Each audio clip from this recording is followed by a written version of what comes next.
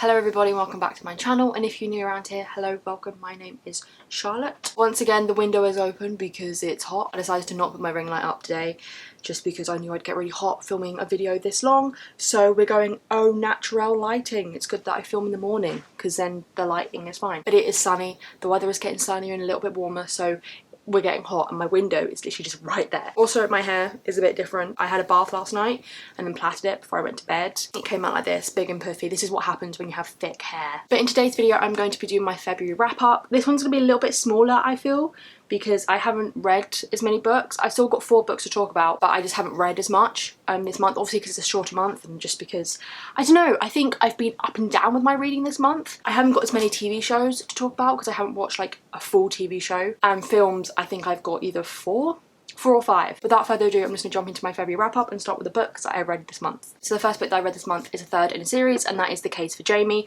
which is the third book in the Sherlock Holmes series, first book being A Study in Charlotte. I ended up giving this a 3.5 out of 5 stars. This series follows our main character Charlotte Holmes, who is a descendant of Sherlock Holmes, and also follows another main character, Jamie Watson, who is a descendant of John Watson. In the first book, Charlotte and Jamie meet at an American boarding school, and when a murder happens and it gets pinned on them, they have to come together and work together to prove that they are not the murderers, and also to find out who is the murderer. And with that also unravels and undigs a load of past family history and stuff that's happening now within the Watsons and the Holmes and the Moriartys.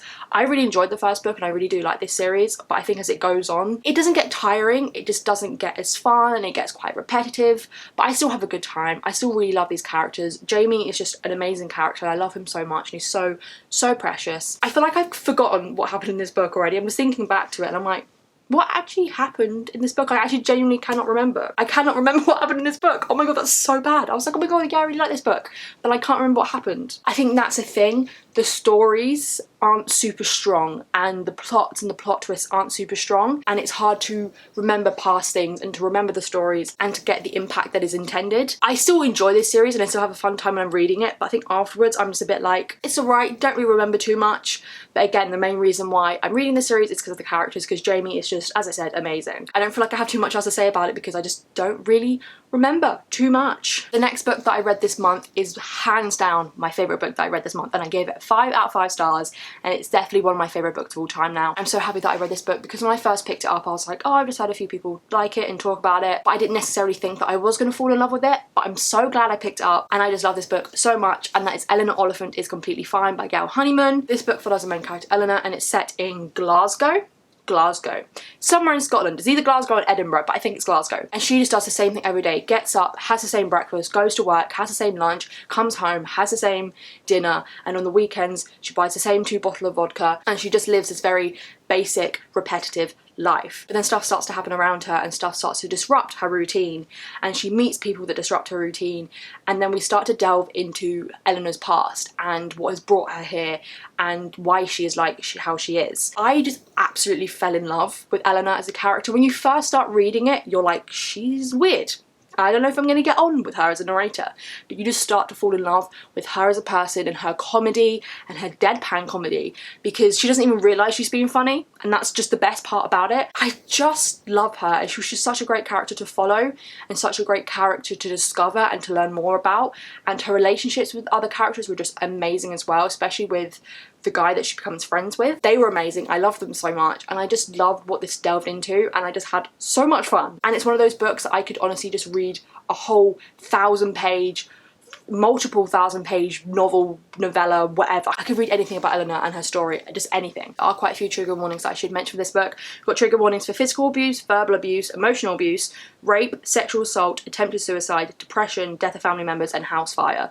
A lot happens in this book. It is a hard-hitting and a very impactful book where a lot happens, a lot of horrible stuff happens. But then also it is just so sweet and so nice and so amazing to follow this character of Eleanor and see her past, but also to see this journey she goes on to become a better woman and to become the woman that she deserves to be. I just had so much fun. The writing style was so addictive, and as I said, I could literally read so much more about her life. I just want to know everything. The next book that I read this month is a highly anticipated book, and it's one that everybody's been loving, especially at the end of last year, and I was nervous. I was so nervous that I wasn't going to love it as much as everybody else did, and that is The Invisible Life of Addie LaRue by V.E. Schwab. Everyone at the moment has read this book, or at least got or is talking and knows about this book. This follows our main character Addie, and she was born in 1691, if I've got the year correct. She just wants to live her life on her own accords. She wants to do and be everything she can before she has to settle down and marry. But obviously back in those times, women had to marry young, and that was literally all they were there for, was to marry and to have kids. So when at the age of 23,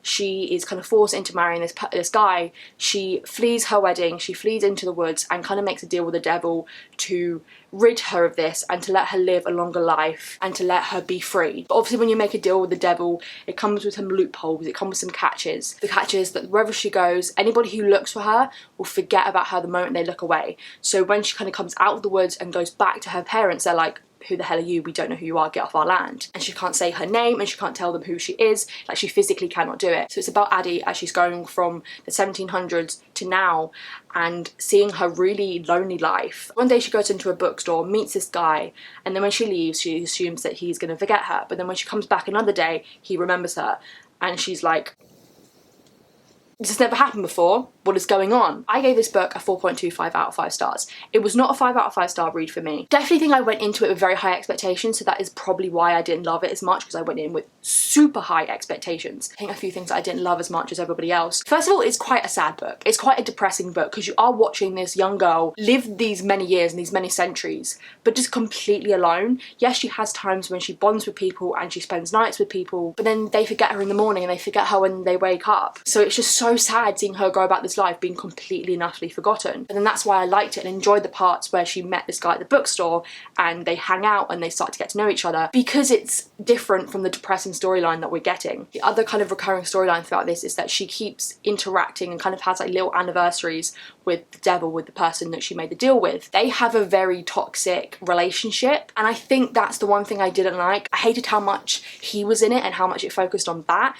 I kept having so many of these scenes, especially near the end, and just being like, I don't want to read about this. I want to read about her and the guy from the bookstore rather than her and this guy who literally just destroyed her life. I just didn't really like those parts, and that's probably just me. And for people who read this book, you know that they need to have this to build up that relationship for the end of the book. But I just didn't enjoy those scenes. I just was like, I don't want to see him. I don't want to see her all sad and angry, and I want to see her with this guy that she's met at the bookstore who remembers her and cares for her. So the ending I didn't really like, but it was sweet. It was kind of bittersweet. The writing is amazing. The writing is phenomenal. It's really beautiful and really metaphorical and like imagery all over the page. In general, I don't think I loved it as much as everybody else did, but I still really liked it. I also did pick up on a few other things that other people had some critiques about. The lack of representation in her book. This book is LGBTQ+, you can say it is, but when it comes to people of colour, there is literally one black person in this book, and the moment you meet them, it's, oh, she's a beautiful black woman, and it's, the way it was worded, and I've heard other people say this, the way it was worded was just really strange and really just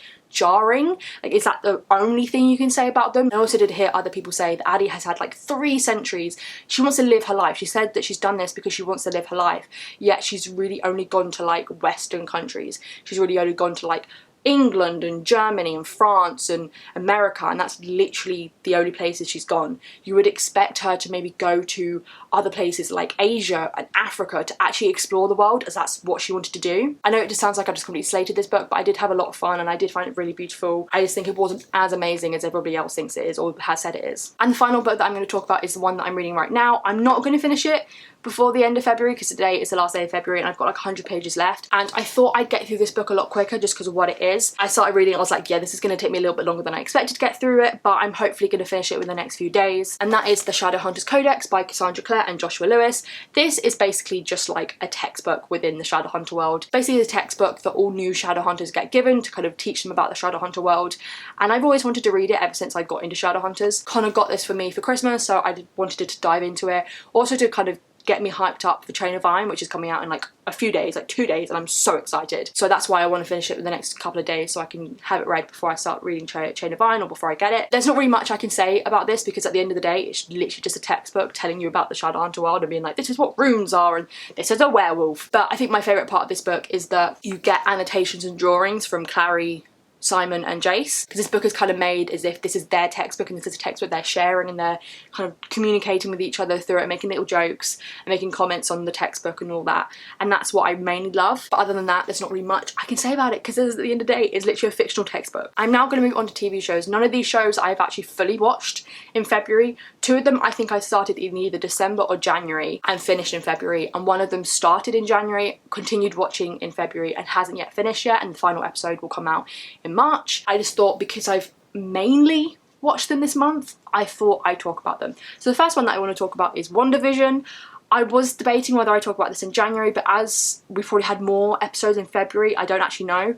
I just felt like I'd talk about it now before the final episode comes out in March, and I'll probably forget a lot of stuff, or probably won't, but I just thought I'd talk about it now. This show is phenomenal. I'm a massive Marvel fan, like a massive Marvel fan. I'm not a comic person, I'm more like, you know, TV show and films. I love Marvel so much. I didn't go into this show being like, it's going to be trash, but I didn't know what to expect. This is the first Disney Plus post-Endgame Marvel TV show that we're getting, so I didn't know what to expect. But this is just blown it out of the water. It is so good, and I kind of love having an episode every week, a new episode every week, and having to wait every week, because it builds that suspension, it builds that hype for what's going to happen, and it's also built such a great community on Twitter and is having everybody talk about it. So if you don't know what WandaVision is about, I am going to be spoiling pre-Marvel stuff to start with Endgame. It literally takes place like days after Avengers Endgame, and Wanda is still mourning and still really heartbroken over Vision's death. So when the world's slowly going back to normal after the snap, we find out that Wanda has kind of curated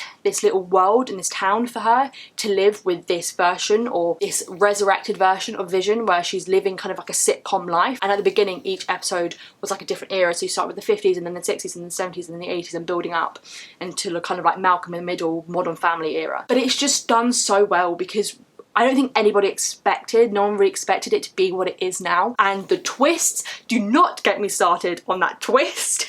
When she opened the door, now every episode I'm like, I can't expect what they're going to do or who they're going to bring in. It's honestly fantastic, honestly phenomenal. It's just got me so excited for like Falcon and the Winter Soldier and Loki and all these TV shows that we're going to be getting. Even though I was hyped for them before, it's got me even more hyped seeing like the production budget and just what they're doing with it. It's just fantastic, and I've just had so much fun, and I cannot wait to see how this show is going to end and how they're going to wrap up season 1. The next show that I want to talk about, I started, as I said, in January and then finished this month, and that is Fate the Winx Saga. I think that's the way, or the Winx Saga, Fate the Winx Saga. I've never seen the original show. I wasn't like a massive cartoon animated person when I was a kid, but I wanted to watch this because it's got an actor in it that I love, Mr. Jacob Dudman. I was just watching it for him because I've loved and supported him for years now. So I was really hyped for it, and then when the trailer came out and when pictures in the trailers came out, a lot of people were saying how they've whitewashed or kind of whitened down a lot of the characters, so I was like, okay, brilliant. A lot of people who are fans of the original show were just saying how it didn't look like they wanted it to be and what it should be. I think what I've heard some people say, and I kind of agree with it, is that they kind of marketed it wrong. They marketed it as being like a reboot and like a different version of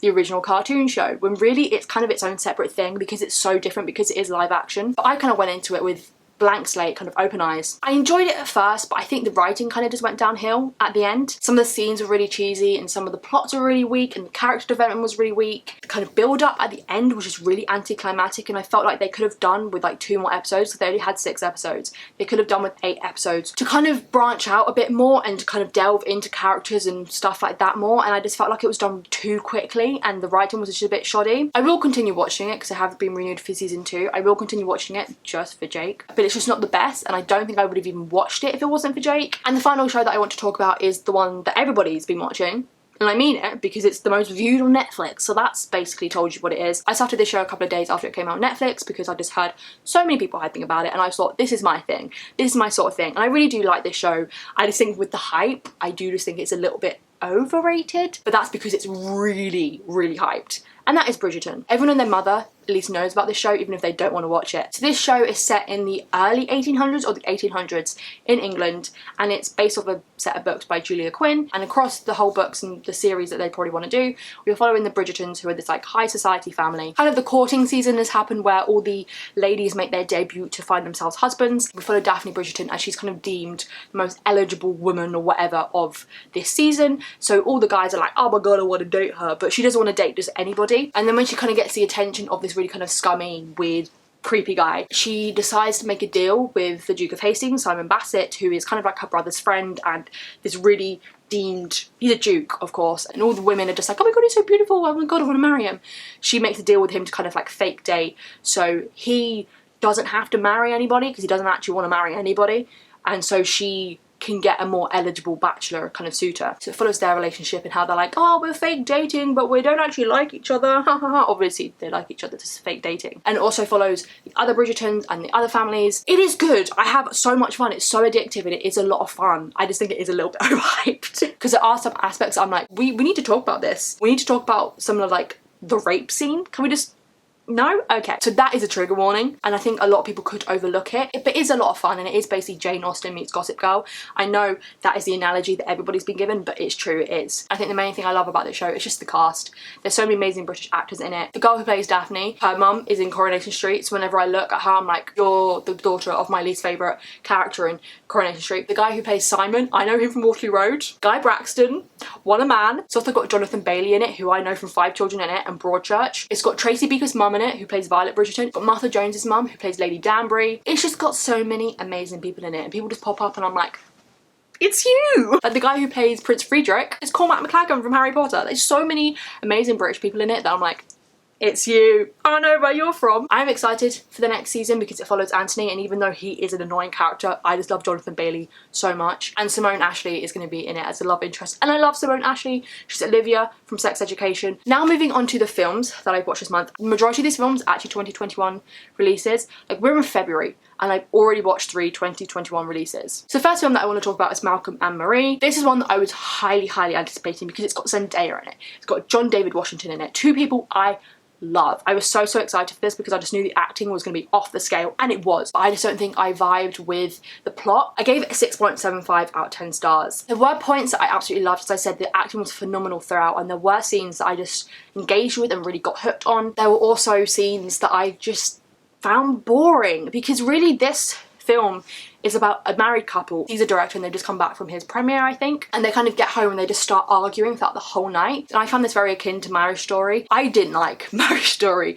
Unpopular opinion, but I didn't really like it. I did like Malcolm and Marie better just because I love Zendaya and John David Washington. I just don't think I get on with films that are literally just about couples arguing. Maybe it's because I haven't been through that myself, so I can't relate, or I have never experienced stuff like that before in my life. I don't know. I know I don't have to experience something to enjoy it, but I just didn't vibe with it. And I have seen other people say that the story just wasn't as good and it wasn't as engaging, but I do have to give credits to the cinematography and the acting, and the writing and like the dialogue was really good. I just found sometimes it was just very up and down. They'd be really calm and really quiet, then they'd fight, and then they would be there, and then they'd fight, and then they fight, and it's like up and down, up and down, up and down. The flow of it didn't hit me and didn't work with me as well, but I still, as I said, thought their acting was phenomenal, but I knew that. I knew that going in. The next film that I watched this month was To All the Boys Always From Forever, which is of course the third and final film in All the Boys I Loved Before trilogy. I loved the first film. Completely nutty love the first film, just like everybody else. The second film, after a lot of consideration, it wasn't as good, and I didn't enjoy it as much as I wanted to, and I thought I did. And the third one, not as good as the first one, but definitely better than the second one, and it got me emotional. I did cry at the end, I really did. I just thought it was really sweet, and it was done really well, and there were a few things that annoyed me, but actually there was a lot that didn't. The majority of it didn't. There was nothing in there that made me go, oh my god, this is so cliche, this is so stereotypical. Yes, you had like a few arguments and a few disagreements between Peter and Lara, but because of the plot and because of their age and because it's a relationship, it's going to happen.